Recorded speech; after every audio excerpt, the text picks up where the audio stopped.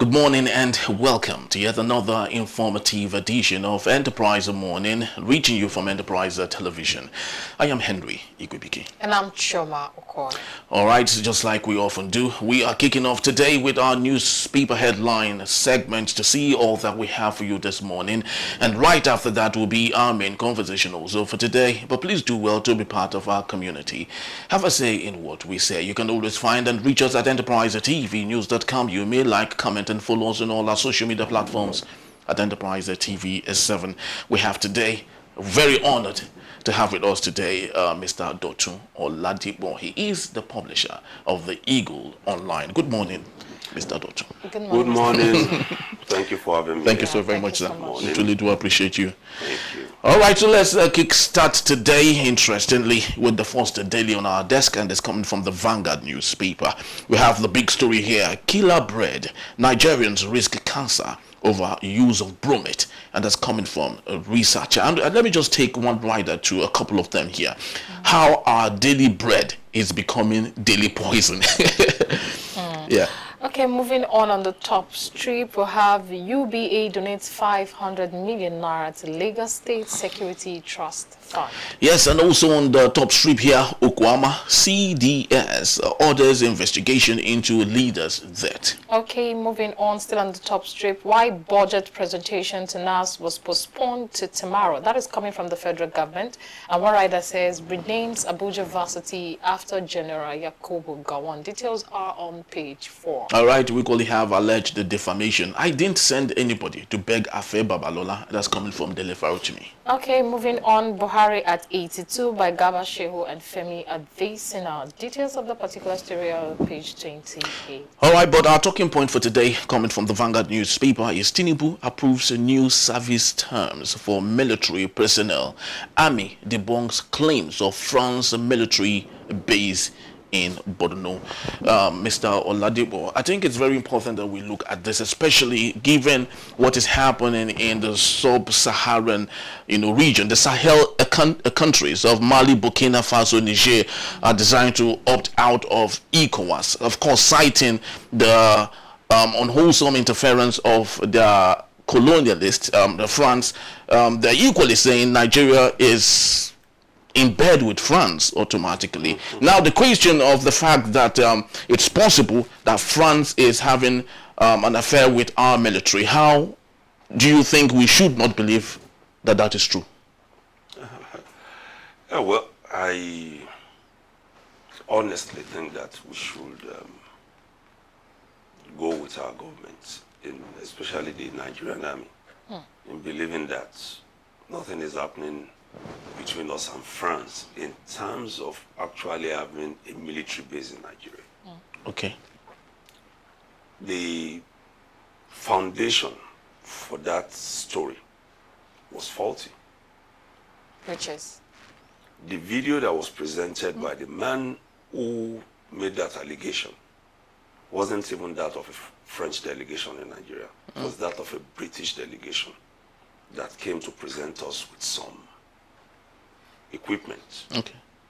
So if the foundation is faulty, then there is actually no basis to believe that. That's number one. Then there is no way you are going to establish a military base that a few people won't know. For instance, when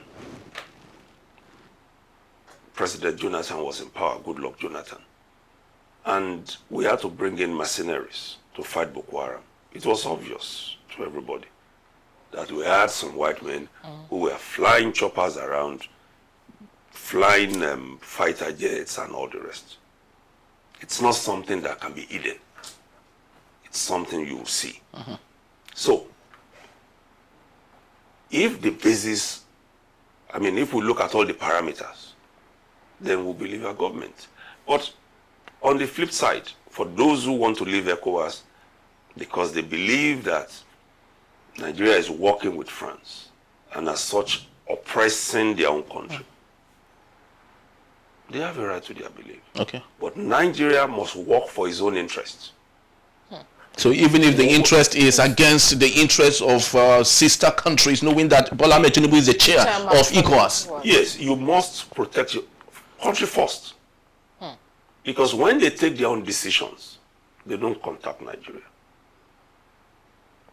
The fact that you are chairman of ECOWAS does not mean that you won't protect the interest of your own country. It's our own economic interest. Now, what is the quality of a leader if you are looking for the common goal for every African country sitting there? Now, I feel, aside from me feeling, there is an initiative that is going on even among the Nigerians that President Bola Tinubu did not handle this case well, because it is different when it is not Bola Tinubu that is sitting down there. But Bola Tinubu being a sister country to Niger, because we share boundaries. Yeah. And him handling the case from the onset when they wanted to invade before he sent the imams and co to go have a talk from the initial stage. And now that for Tinubu to go have a conversation with France, and today we're hearing that they're setting up a military base, don't they have a right to the way they feel? And also, should Tinubu have handled it better if you were to advise him? Don't forget, ECOWAS is not a one-man show. True. The only difference is that our own president is the first among equals. When you say first among equals, what do you mean? He has co-presidents in that team. When you look at those who were negotiating, the president of Ghana was at the head of that team. When you look at those who are talking to these countries, it's not Tinubu who is doing the talking. So he must consult. It's not a one-man decision. The president of ECOWAS is not a Nigerian. He speaks French like them. So when these decisions are taken, we should not see it as one man taking that decision. He can bring in his own opinion to the table, but he cannot say, this is what I want to do. When we had situations in Liberia and Sierra Leone, they were really, really, really quite different from what we have now. Okay. The situation in Liberia and Sierra Leone threatened the existence of other countries. Yes, you might say this also does, but then the situation then was what was going to put the whole of Africa in huge trouble, the way that place was, and Nigerians were being killed at that time. I went into Liberia at that time. I'm sure if you recollect, the former director of Defense Information, then Colonel Lugo, rose to become a general, was manhandled by these Liberian soldiers alongside some of us who were defense correspondents. We were actually taken in, beaten thoroughly. Whoa. Until the late head of state, General Sani Abacha, told them that he was giving them an ultimatum to release us, otherwise everybody in the building where we were being held should be brought down, including those of us who were there, and I supported it. Fortunately for us, at that time, it was at the defense headquarters where they had their president, vice president, chief of defense staff, all their military guys. Under 10 minutes, they released us. So sometimes you need to wield power to show that we are capable. Thank you, Mr. Dotson. You know? And sometimes you need to dialogue. When dialogue doesn't work, how does their decision to have the military in power, how does it affect us? It's just to show that, see, we are preaching civility. Democracy is the best form of government. If they decide to go on that track, why not? And that's what ECOWAS has told them. You want to leave, you are free to do so. But before we shut our door permanently on you, you have 6 months. Go and think about it. All right. Thank you so much, Mr. Dotson. Now, before we get into the other daily, it's been known in Nigeria that most times the rumors turn out to be true. Let me give an example. Our late Chief of Army Staff, he came out, he was dead, and they came out to debunk it and say he was on a leave and all the rest before there was a swearing in, and then it was actually true that he was late. Now the army is debunking the claims of France military being held in Borno or stationed in Borno. And if we would go down memory lane, just a few weeks back, our president went to France and there was a communication, there was a memorandum of understanding that was signed. Now, what is it that Nigerians shouldn't believe about this particular thing? Well, like I said, in this case, it's a bit different from that of his chief of army staff. Because some of us knew that he was actually ill. Even before He was sworn in. he became the chief of army staff. It's the kind of things that we joke with and call underlining. You know, it's there, but it's managed, and then the man goes on and does his job. And he did a good one of it before he left.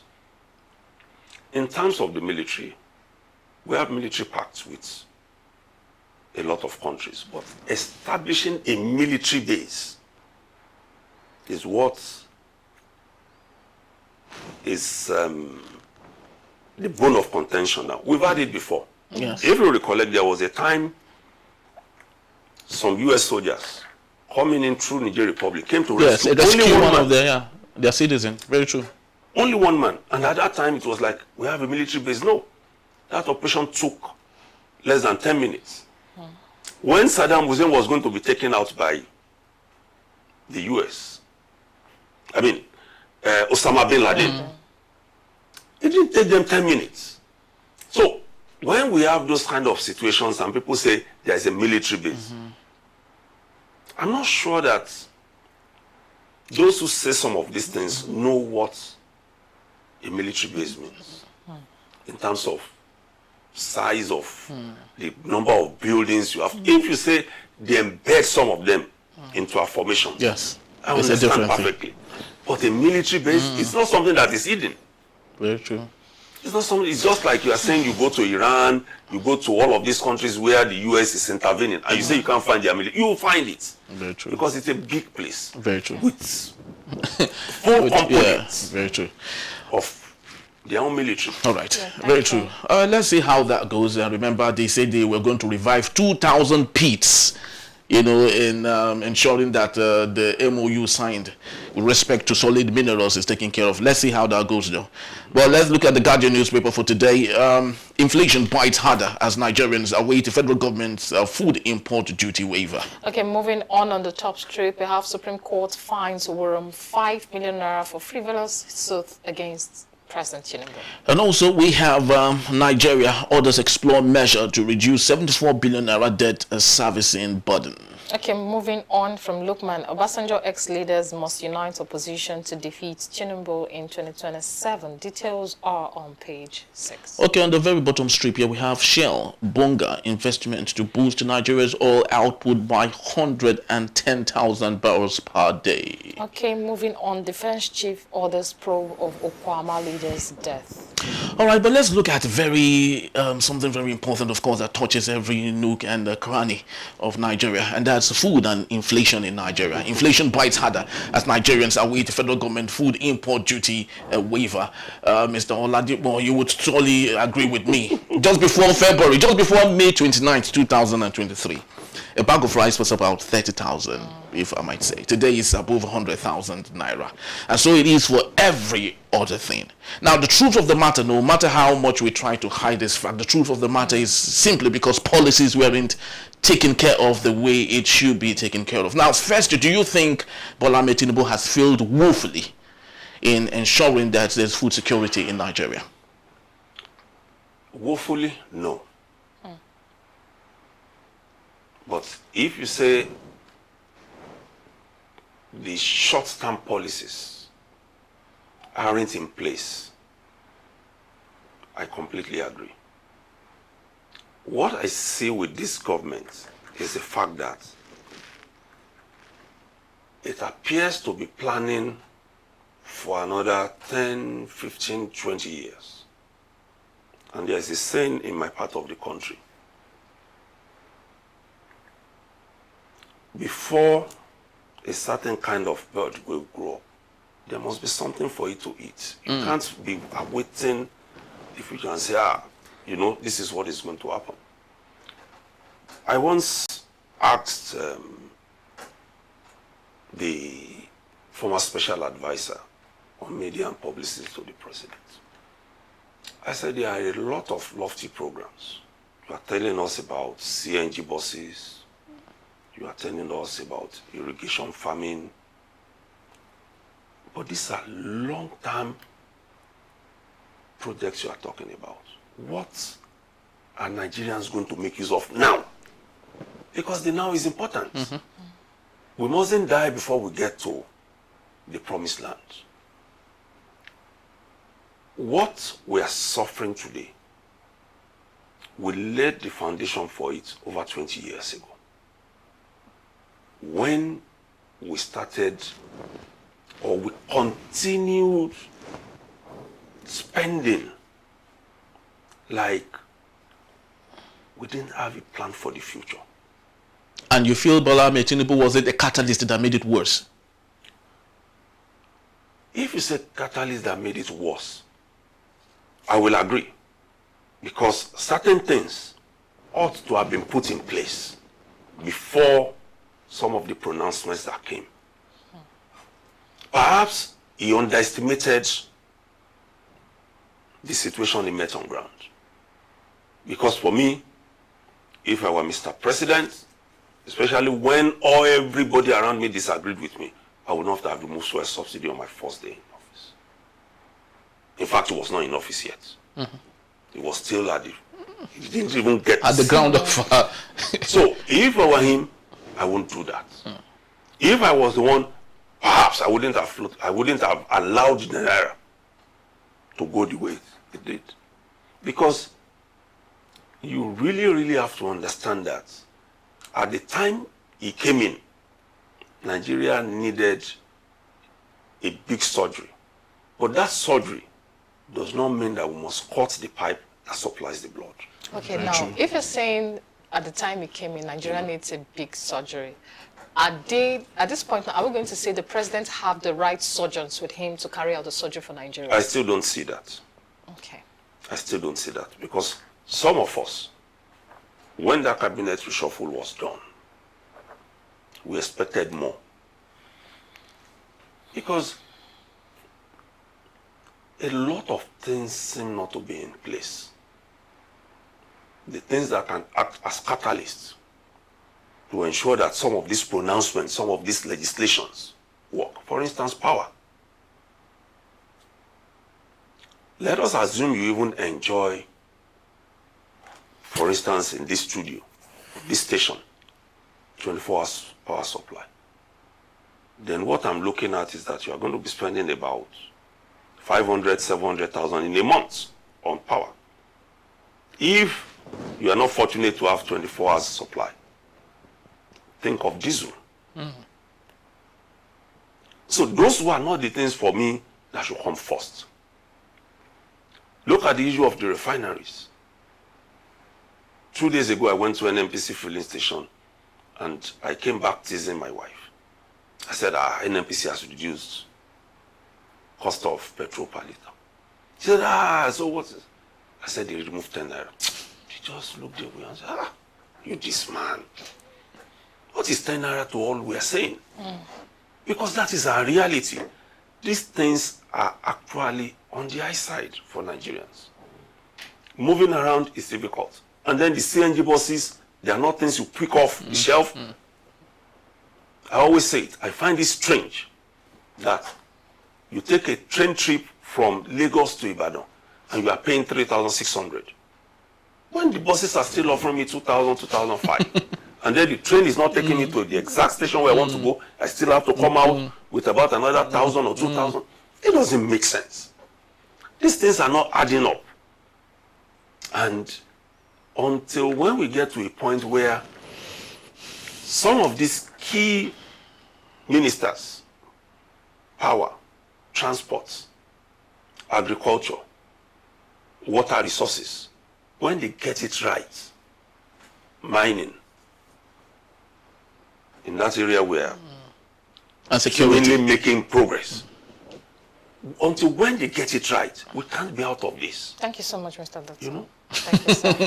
In fact, we can go on and on when it comes to, issues of policies and how they are handled and how they should be done and who is in place to make it happen. We can go on and on and on. But that's just about the time we have for this particular segment. Just to let you know that Mr. Dotun Oladipo will be here to take us on our main conversation. Please don't go anywhere. Yeah, when we return, EFCC smashes international crypto scam ring, arrests 792 in Lagos. We'll be right back to discuss this particular story. Just stay with us.